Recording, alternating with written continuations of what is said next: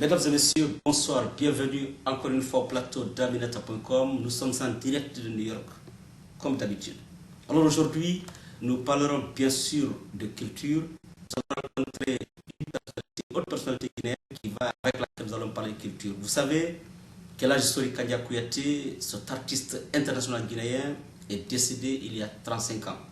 Donc en prélude de l'anniversaire du décès de cette haute personnalité culturelle de notre pays, aujourd'hui nous rencontrons la toute dernière personnalité guinéenne à avoir rencontré l'artiste peu avant son décès. Mais en attendant, je vous rappelle que pour le 35e anniversaire célébré ici à New York par les Kandia familles, par les amis et parents, et puis organisé par Camara Productions, comme artiste invité, vous avez Madoumbouya, celle que tout New York, toute l'Amérique connaît aujourd'hui. Également, Dousoubé Kanté, l'artiste international guinéenne qui évolue ici aux États-Unis d'Amérique. Alors, nous allons tourner vers notre invité. Il s'agit bel et bien de l'actuel secrétaire général de la Mano River Union, entendez l'Union du fleuve Mano, et bien de passage ici à New York, qui a connu l'homme, qui va essayer de témoigner. Alors, je vais tourner vers elle pour dire bonsoir à la secrétaire générale, qui est également ancienne ministre de notre pays. Bonsoir, madame. Bonsoir, monsieur Baldé. Voilà. Nous sommes très heureux de vous avoir au plateau d'Aminata.com. C'est bien sûr pour la première fois. Pour nos lecteurs, pour nos auditeurs et même les téléspectateurs, alors, est-ce que vous pouvez vous présenter à nous et à ceux qui nous suivent pour nous dire exactement qui vous êtes? Merci, monsieur Baldé. Je profite de l'opportunité que vous me donnez pour saluer vos lecteurs, mais également l'audience qui nous regarde aujourd'hui. Je suis Dr Saran Daraba Kaba, qu'on appelle communément Hadja, en Guinée. Je suis ancien ministre, actuel secrétaire général de l'Union du fleuve Mano. Je suis pharmacienne de métier et de profession, ancienne directrice nationale adjointe du commerce extérieur également en Guinée et ancienne consultante des Nations Unies à Addis Abeba. Mais je suis surtout une personne qui a beaucoup admiré El Hadji Sori Kandia Kouyaté, donc je suis tout à fait à l'aise aujourd'hui pour parler de lui parce que j'ai connu l'homme quand j'étais assez jeune. J'étais étudiante en Allemagne. Il faisait partie de la troupe Djoliba qui était dirigée par un ami, Feu Amadou Sissoko, qui était très très proche de moi. Donc je l'ai connu en Allemagne, mais quand je suis revenue également en Guinée, j'ai bien connu l'homme et sa famille. Donc j'ai tout le plaisir aujourd'hui de témoigner de ce qu'il a été pour moi, pour l'équipe que j'ai eu le privilège de diriger, mais également pour la jeunesse guinéenne. Très bien. Alors, madame, je dirais la secrétaire générale, aujourd'hui, on va parler exclusivement de culture. Vous savez, quand on rencontre madame Saran Daraba Kaba, il est difficile pour nous de ne pas parler politique, de ne pas parler social. Mais aujourd'hui, nous allons parler exclusivement de culture. La politique viendra après.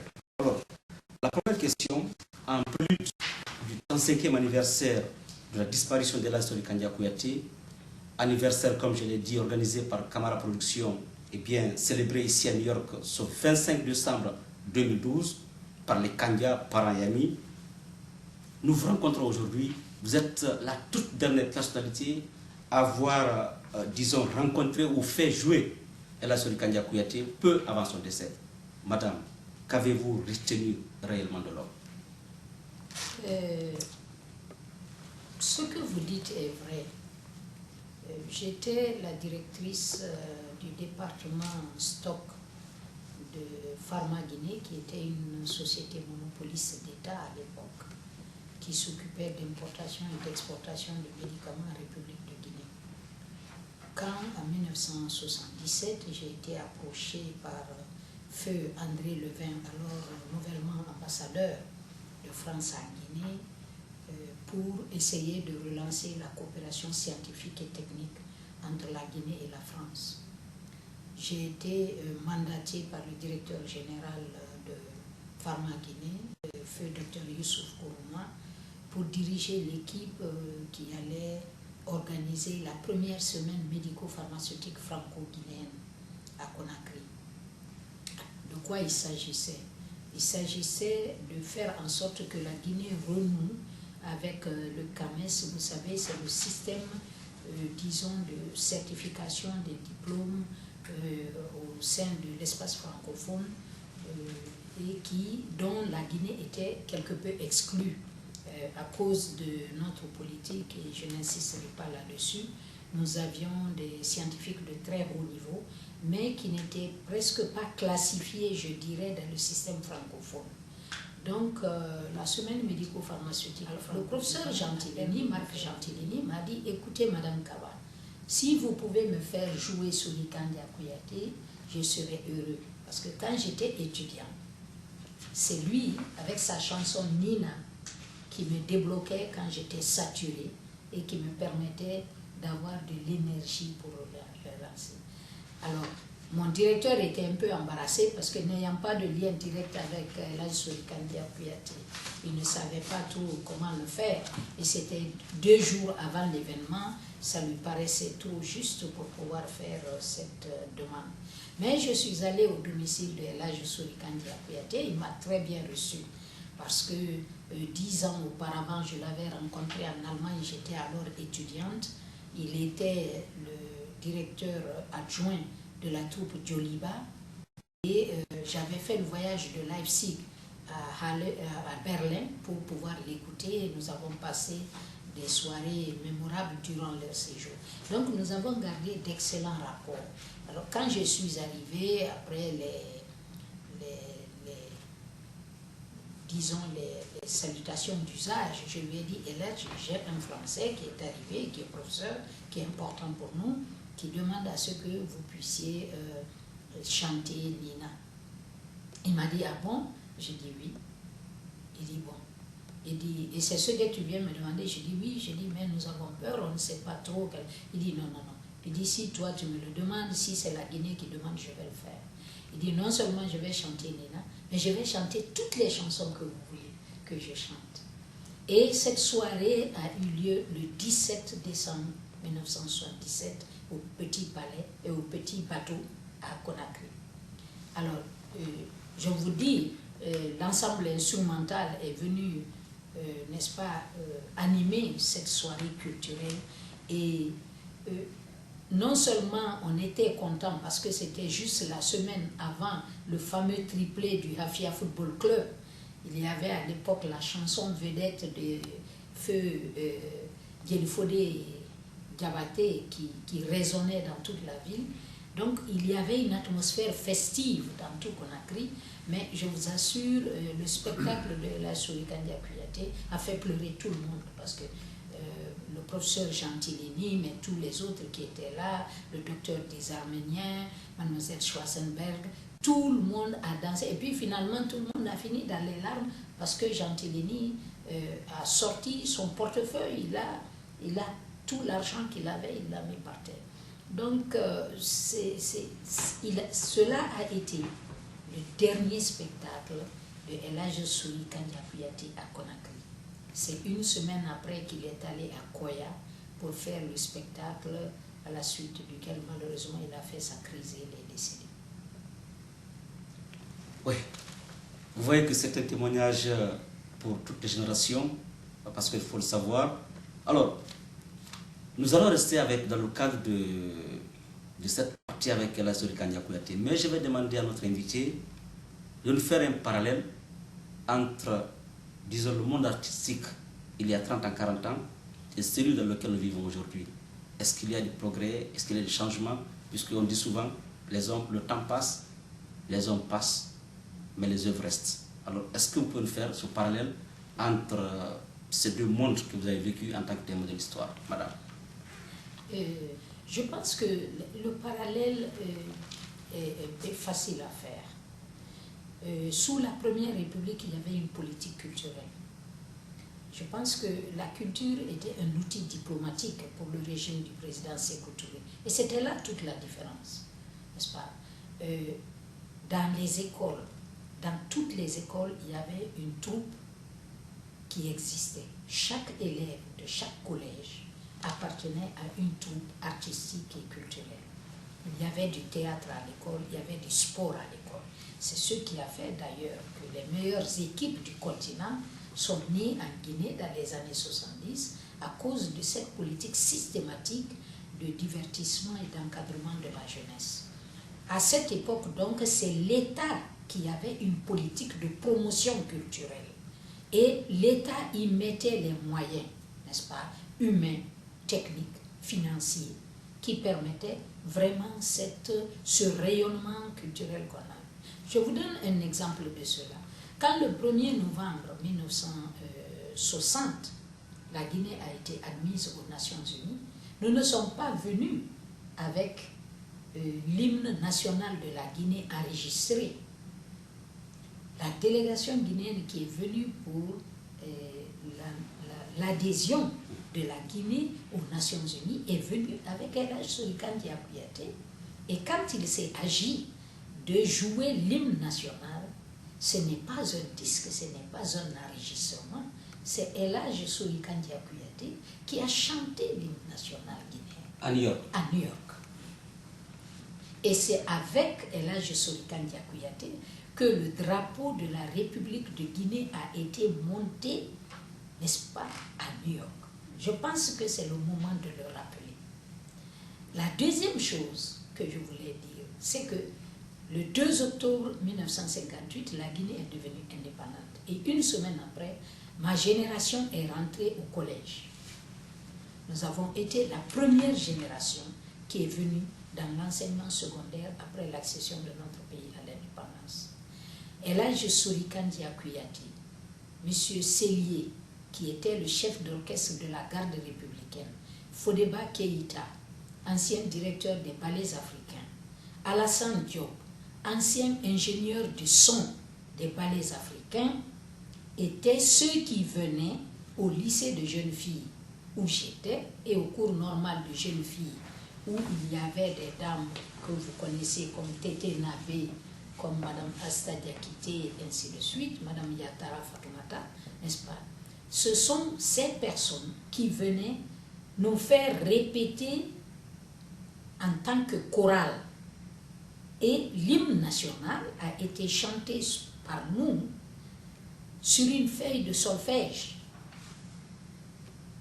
Ces personnes-là, ils nous faisaient chanter jusqu'à ce que la voix de chaque personne qui chante soit classifiée dans les différents tons. Tu es un baryton, tu es en seconde, tu es en première, tu peux faire des sons aigus, tu peux faire des sons graves. Et là, Sorikan Dia Kouyaté faisait partie de cette équipe technique donc, qui nous a appris à faire les chorales de 1958 jusqu'à 1962. Un autre aspect de la politique culturelle chez nous, c'est qu'il y avait tous les 2 ans un festival des arts et de la culture. Et cela amenait, n'est-ce pas, tout le quota artistique et musical, n'est-ce pas, du territoire guinéen à Conakry pendant 15 jours. Les préfectures actuelles, qui étaient alors les régions administratives, n'est-ce pas, compétissaient pour avoir un prix. C'est comme ça que des villes comme Guékédou sont devenues célèbres pour leur chœur. C'est comme ça que la ville de Bofa, avec Madame Fatou Alibo, est devenue célèbre avec son fameux chœur d'Aradigéré, n'est-ce pas? Ce sont ces compétitions artistiques qui ont révélé des artistes bien connus aujourd'hui, tels que Bambino, Segouba Bambino, Bembea Jazz National, n'est-ce pas? Les icônes du passé comme Keleti et ses Tambourini, Bala et ses Baladins, n'est-ce pas? Les jeunes de Sofa, Kamaen Sofa, n'est-ce pas? Les Kanoum Stars avec Maître Barry. Donc c'est cette politique, n'est-ce pas, de promotion culturelle de la base au sommet qui permettait vraiment ce rayonnement culturel. Et l'État y mettait les moyens, n'est-ce pas? C'est ce qui a fait. Et c'est un professeur de l'université de New York qui l'a dit, le professeur Mancha Diawara, s'il n'avait pas eu la révolution culturelle en Guinée, il n'y aurait pas de Youssou N'Dour, il n'y aurait pas de Salif Keita, il n'y aurait pas de Ismaël Lô, n'est-ce pas? C'est cette politique parce que dès après l'indépendance, on a coupé avec la musique française. On s'est abreuvé, n'est-ce pas, à la source locale.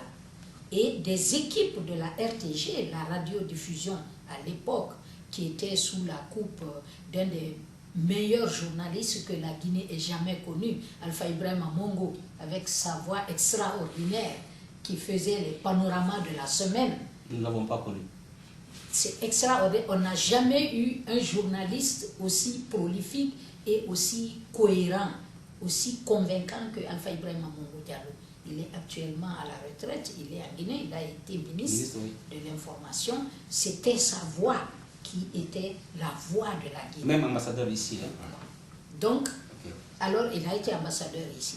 Donc, vous voyez un peu, et lui, il mettait ses équipes, n'est-ce pas, à sillonner tous les villages guinéens. Il y avait des équipes mobiles de la radiodiffusion guinéenne qui sillonnaient le pays pour enregistrer les chansons, n'est-ce pas, des terroirs, et qui ramenaient ces enregistrements sur les nagras. À l'époque, c'était les outils des journalistes, et c'est ce que les ballets exploitaient, c'est ce que les orchestres exploitaient, c'est ce que nous qui étions dans les écoles, nous exploitions pour faire les chœurs, les chansons, les ballets. Moi, je me rappelle que quand j'étais lors de la visite du président Sukarno, les écoles de la capitale avaient à l'école Compétit, n'est-ce pas? Et c'est la chanson que mon école a chantée, que Bembea Jazz a repris après, et la Mola Kalimani Djouye. Cette chanson a été chantée par le lycée de jeunes filles, n'est-ce pas, à l'époque. Mais pour donc dire ce qui caractérisait la politique culturelle de la Première République, il y avait une cohérence entre la vision politique et la politique culturelle. Parce que je n'ai jamais cessé de le dire, et en cela je voudrais rendre hommage à Feu Elhadji Bella Doumbouya. Nous n'avons jamais cessé de répéter, le développement c'est la culture. Un pays comme le Japon, qui a été vaincu après la Deuxième Guerre mondiale, qui s'est relevé en 50 ans. Le Japon n'a pu le faire qu'en s'appuyant sur sa culture, en puisant dans sa culture les éléments qui lui permettent de rattraper ce que la guerre lui avait fait perdre. La Chine aujourd'hui, il y a quelques années, Alain Peyrefitte écrivait, le jour où la Chine va se réveiller, le monde va trembler.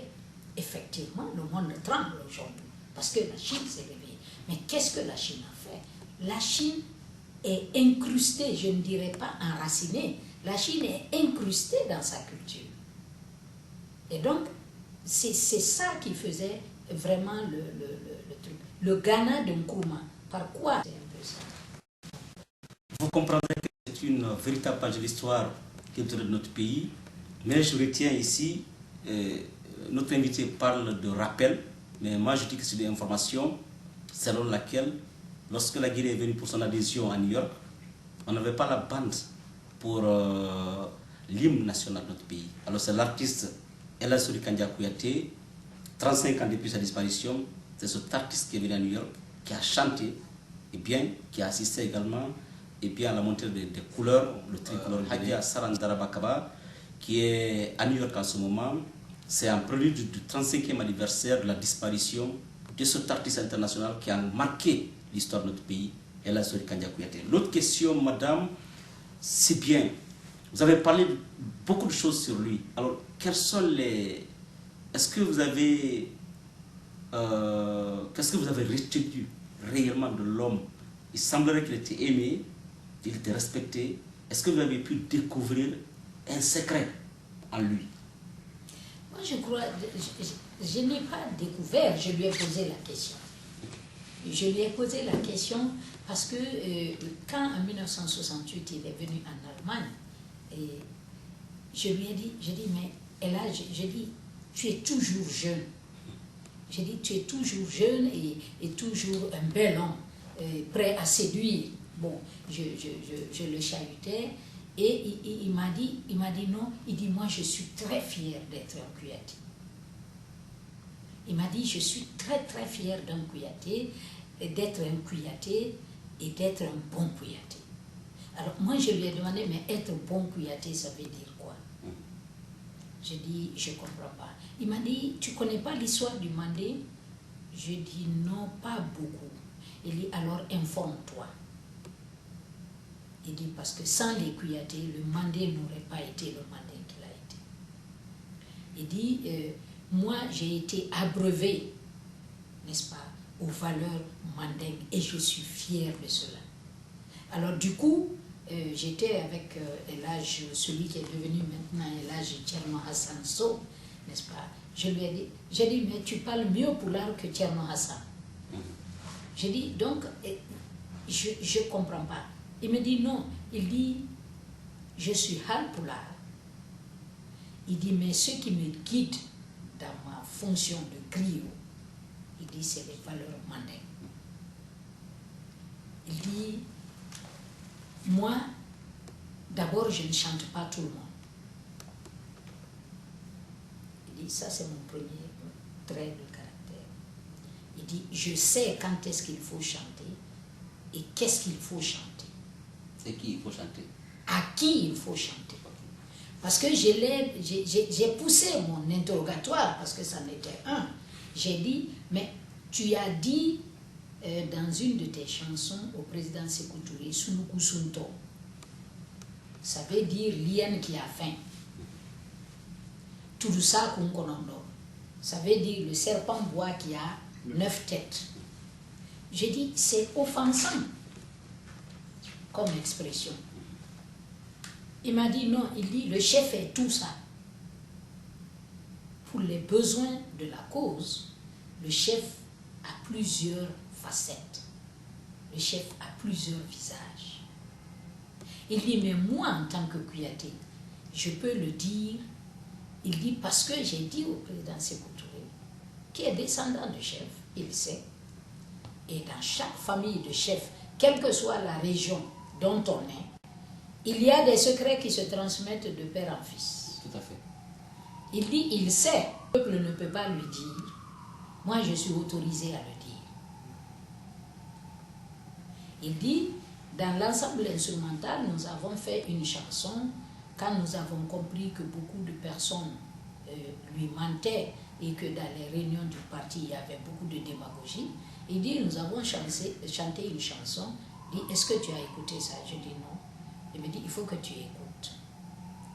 Il dit, Kumara Kolomfo Beni Mo Sabalema. C'est-à-dire, mentir ne sied qu'à 3 personnes. Dinintamansa Muso Keleato Anifato. L'enfant qui vient de marcher, la femme jalouse et le fou. Tout à fait. Kebakoro bi sebedon Fania Fola, ici ni Manuya le Makona. Si l'homme adulte s'amuse à mentir, il faut attendre un jour à avoir honte. Allah Tala Balinan côté, Johnny Nya fait. Il n'y a rien que Dieu ne puisse pas faire. Mais l'être humain ne sait pas ce qu'il attend. C'est la traduction de la chanson. Il dit, tu as entendu ça? J'ai dit oui. Il dit, nous avons chanté ça quand nous avons compris que l'entourage du président ne lui disait pas la vérité. Et quand nous avons joué cette chanson, le lendemain, il m'a convoqué. Prière. Il dit, et je te remercie. Il dit, nous allons trouver la solution. Il dit donc, le vrai griot, ce n'est pas celui qui flatte pour rien. Le vrai griot, c'est celui qui donne des conseils à un chef. Le vrai griot, c'est celui qui évite à son chef l'humiliation, la honte. Le vrai griot n'est pas un fardeau. Et c'est là où il m'a dit ce qu'il y avait entre Surakata et le prophète, paix et salut sur lui. Il a dit Surakata était d'une famille noble. Mais quand le prophète, paix et salut sur lui, a commencé sa mission, il allait de ville en ville. Et Surakata l'aimait beaucoup. Il le vantait. Il dit, l'élu de Dieu est là, le prophète de Dieu est là. Et il disait aux gens qui Mohammed est. Il dit, parce que parler de quelqu'un est plus facile que de parler de soi-même. Tout à fait.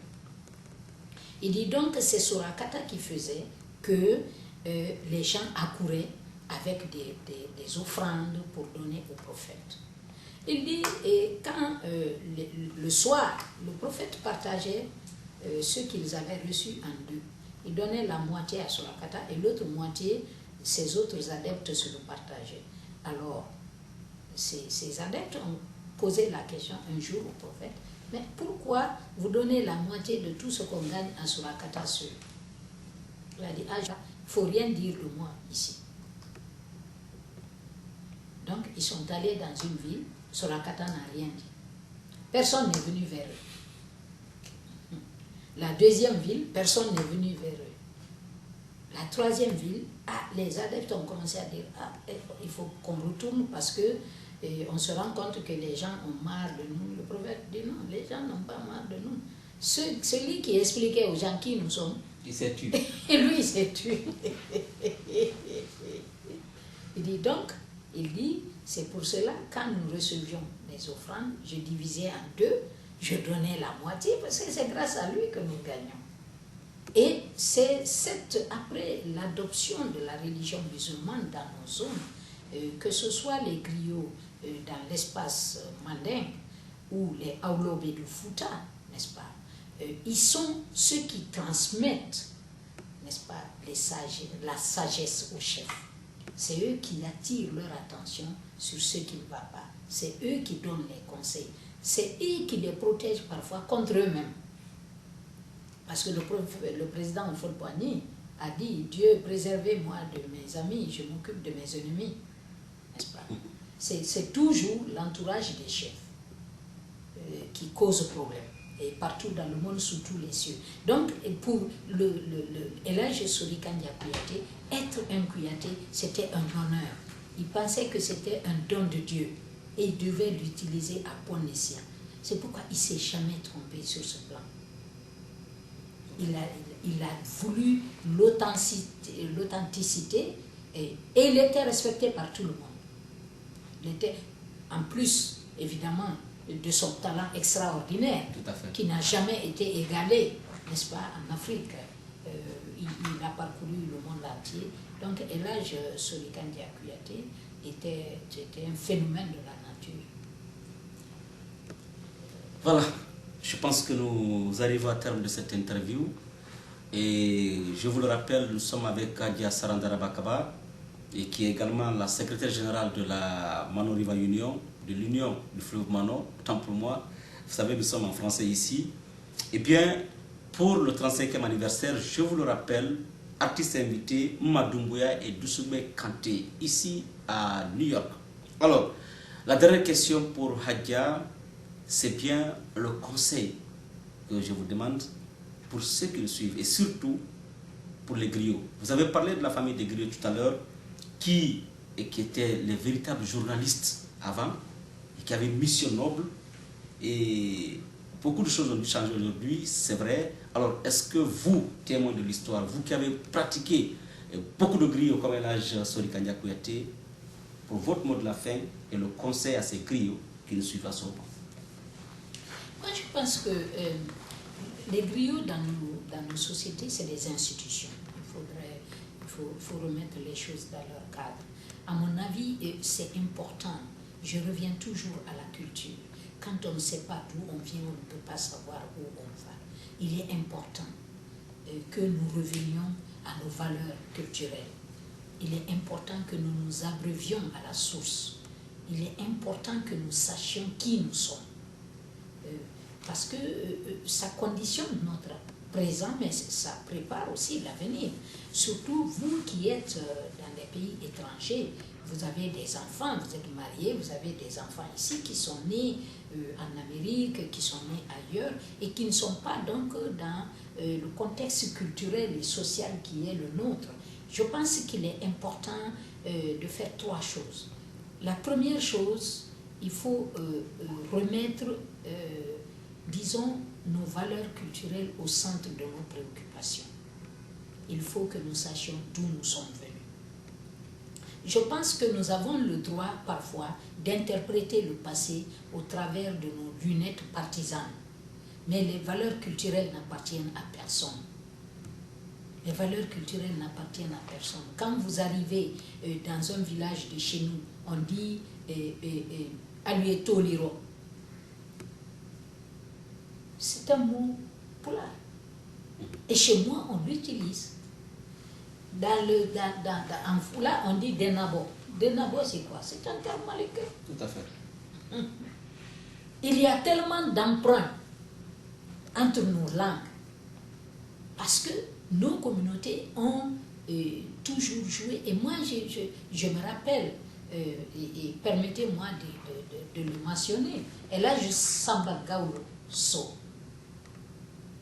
Il était le chef des Gaulo à Conakry, n'est-ce pas? Et quand il m'a raconté l'histoire des Gaulo de Fouta et l'importance qu'ils avaient dans la société halpulaar, et cela qui va du sud de la Mauritanie au nord du Cameroun, n'est-ce pas? J'étais dépassée. Et Feu Ibrahima Soli Dieng, qui a été ministre de la Sécurité, n'est-ce pas? C'est suite à ces révélations de l'âge Samba Gaulo So que je me suis rapprochée de Ibrahima Soli Dieng, n'est-ce pas? Pour parler un peu de qu'est-ce que dans la société halpulaar, qu'est-ce qu'un Aoulobe. Parce que c'est important. Et dans les autres zones, que ce soit en pays sous-sous, que ce soit en pays forestier, n'est-ce pas, où il n'y a pas de tradition de griotisme, en fait, en pays forestier, mais il y a tout ce qui entoure la forêt sacrée.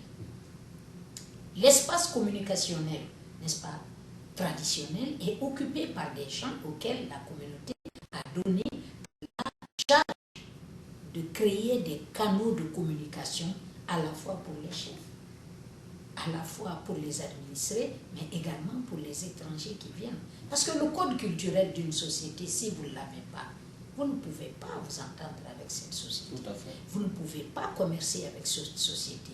Vous êtes ici aujourd'hui aux États-Unis d'Amérique. Il y a des règles que vous ne pouvez pas transcender. Tout à fait. Dès que vous les transcendez, on vous rappelle à l'ordre. Oui. Et inversement, n'est-ce pas?